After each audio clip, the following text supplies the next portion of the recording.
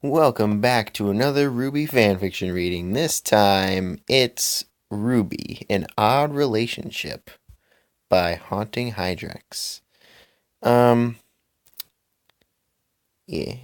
After an awkward meeting at a brand new coffee shop, Blake realizes that she might be falling for the wolf faunus, and so starts a little adventure.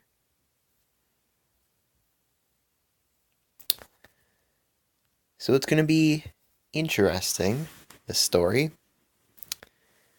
It's a ship I've never looked at before in this, but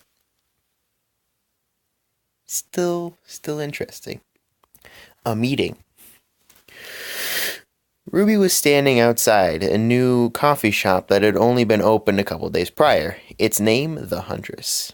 It had been opened by a family who had moved to Vale only a couple months before and had been building it since they moved in. Only a couple people were inside, most of them looking like they were having a business meeting.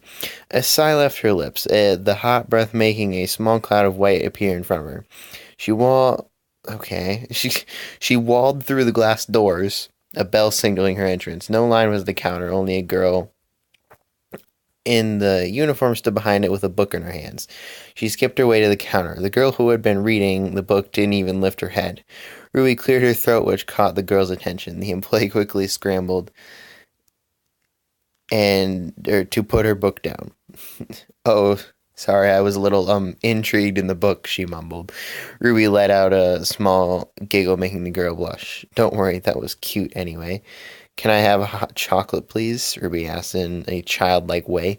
The black-haired girl nodded and nodded her head.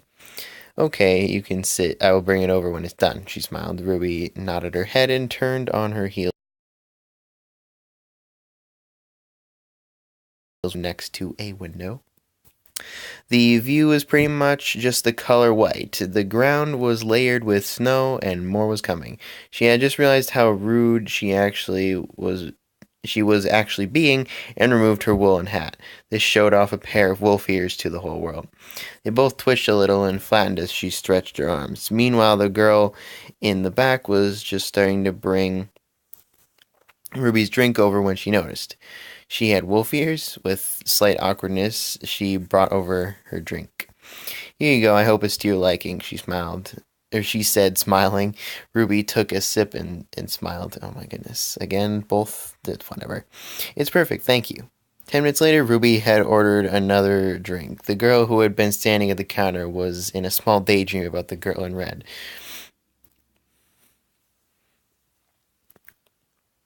She looked so cute, the wolf ears and all, and her hair and eyes. Stop, you're being creepy.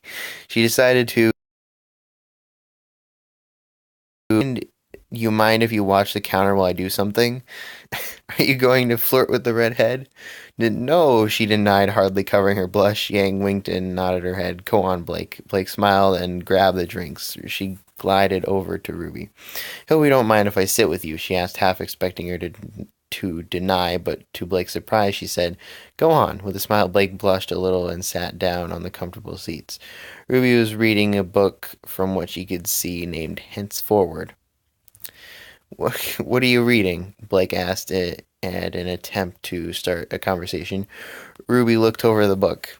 Oh, I'm reading a manga. Sorry, that's rude, she said, placing bookmark on the page. And thank you for the drink. Blake smiled and watched out the window. Can I ask you something? The redhead perked up after a couple minutes of silence. Yes? Why did you want to sit with me? She asked, a mischievous smirk on her face. No reason. Liar. Hey, I'm not. I just wanted to speak with you, she said. Why? Why do you ask so many questions? Because I'm curious. Touche, she answered. Well, for any reason, nice to meet you. I'm Ruby, Ruby said, holding out her hand. Blake took her hand and shook it. I'm Blake. Nice to meet you, too. They both held their hands together unknowingly. They stared at each other's eyes. When Ruby finally noticed what she was doing, she looked away. Sorry, that was creepy. Blake. Oh, Jesus. Blake only giggled at that look down at the table. Much to Blake's disappointment, their hands were detached from each other. She took a sip of her coffee and watched out the window. I hate to ruin our little date, but I have to go, Ruby said, standing up. Blake's heart suddenly dropped as she started to deflate. She stood too. Okay, will you be coming back? As long as a cute girl like you are still working here, she smiled, passing Blake a small piece of paper. She placed her, she placed down her bill and a tip before exiting through the doors. The black-haired girl looked down to the paper and read what it said to herself. At the top, it had her number underneath saying, "Call me when you can." I don't know what to call that face. Ruby. Blake's heart practically bounced out of her chest as she read the words. She stuffed the paper in her pocket and went back to her station, hoping to see the girl again soon. Okay, back again. Ruby smiled as she pushed open the doors to the cafe, but sadly the girl in black wasn't at the desk. She smiled and walked over to the desk. The girl had yellow hair down to her back with an apron on.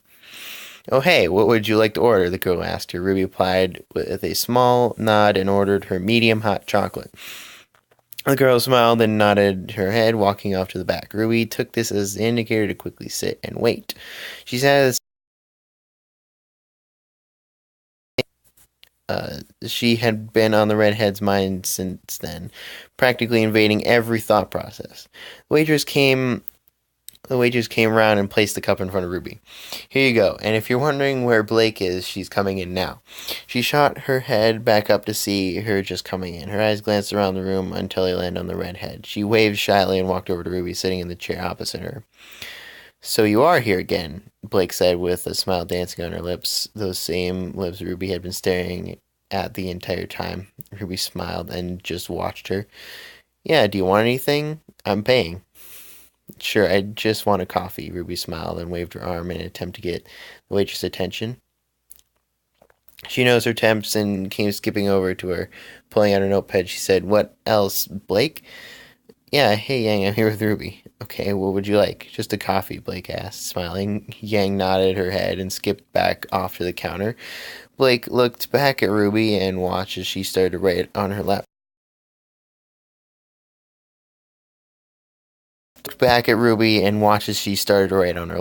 The face she made as she concentrated was adorable, and to add to the effect, she had her tongue out. She let out a small giggle.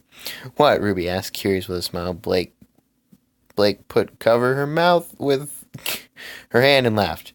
"Tell me," she complained in a childish way. "You just look so funny," she said, wiping her eye. "That's mean," Ruby said in an annoyed voice, even though she was smiling. They both smiled and just waited for the drink to come. Soon enough, Yang was back, bringing over the coffee. "Here you go, Blake.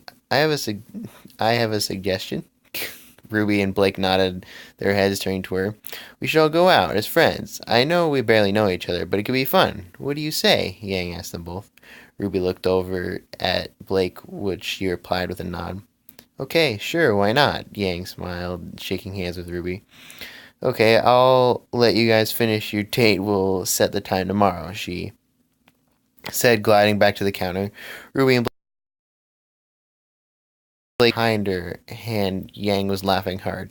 She knew just mentioning it being a date would freeze them. Ruby was the one to finally break the ice between them by saying, "I guess it kinda is." They both burst out laughing and carried on with the small talk. Around an hour later, Ruby needed to go. "This has been amazing, but I have to go," Ruby said as she stood up, placing down the correct amount of money. She walked toward the door. Just as she was about to leave, she turned around to kiss Blake on the cheek. The black-haired girl froze up, red as a beet. "See you another time," she said as she pushed the door open and walked toward her home. Blake did the same after doing her shift. Smiling and touching the cheek she'd been kissed on, she wandered home. She had always embraced the dark with open arms, never once complaining. Even as a kid, she would spend half her time in her room completely silent and in the dark. When she finally got back to her house, she walked into her room and dropped onto her bed. Just as she was dropping off, that doesn't really make sense, the message. "Hey, Blakey, sorry if this is late, but I hope you're okay. Good night," from Ruby. Blake smiled and hugged the phone to her chest and started to fall asleep. All right. Chapter 3. A fun night out with strangers. My eyes blinked open as I sat up in my bed. I yawned, which sounded like a purr, and took a small look around the room. It was generally silent, apart from the small noise radiating beside me. I turned my head to see a small bundle of blankets. Curious to see who was beneath, I lifted the cover to find someone unexpected. Ruby, morning to you too. What are you doing in my bed? Our bed, we're together. What? She replied, confused as hell. It's been 5 years, Blake. Jeez, Ruby replied sarcastically. I was gobsmacked to say the least. Ruby smiled to her. What? Jesus.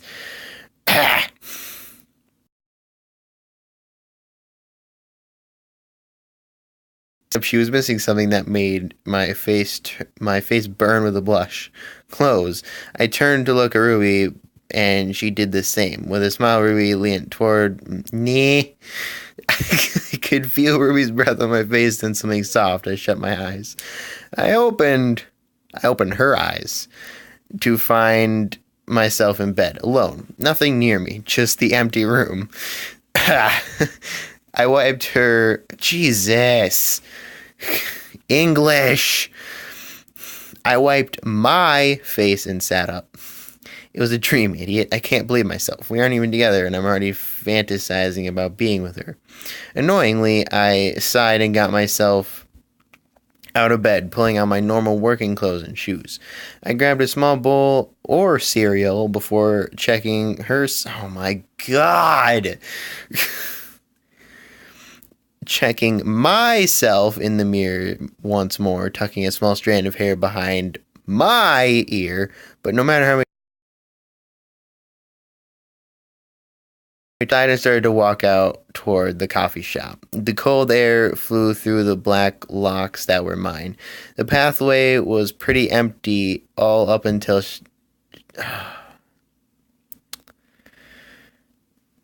Stop switching the perspectives. It doesn't work like this. Oh. The pathway was pretty empty all up until I reached the main street. It was like a different world, completely separate from before. What was a calm and peaceful world turned into a bustling noise-filled one. Whatever. I crossed the many roads that blocked my way to the shop, relieved when I had. I had just turned the corner to find the girl in red at the door. I found that my breath just left me. Hey, Ruby, I called, sudden confidence in me.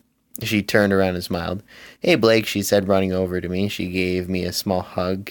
It gave me a strange jolt of electricity through my spine. You doing okay? Yeah, I'm fine. Are you? Yeah, just a little cold. Let's have a job. Yes, sorry, Ruby said, bounding off to the door. She held one open for me and bowed. Please enter, ma'am. You are welcome, she said, acting as she was a butler. A butterfly started to appear in my stomach. I nodded my head as I entered the shop. I walked behind the counter and pulled on my apron, preparing for the day. Ruby took her seat near the window and held her hand high. Since I was the only one at the shop this early in the morning, I stepped away from the counter and got her order. Let me guess, hot chocolate? With marshmallows! You sound like a child, I laughed, writing down the order and walking behind the counter to make her drink. I sprinkled the top with black and white marshmallows, grabbing a tray. I placed down the drink and a chocolate cookie. I knew she loved them. She ordered them every time Yang was at counter. When I reached her table, I laid the tray in front of her. She looked up at me with a confused face. How'd you know I liked cookies? Yang pointed out a couple of days ago. I smiled, walking back to the counter. It was near enough to the end of my shift. Me and Yang were at the counter bored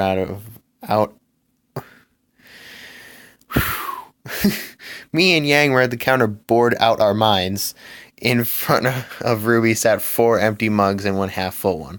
Our shift was over and we hung up our aprons. Ruby downed the rest of her drink and stood up. She had already paid in advance.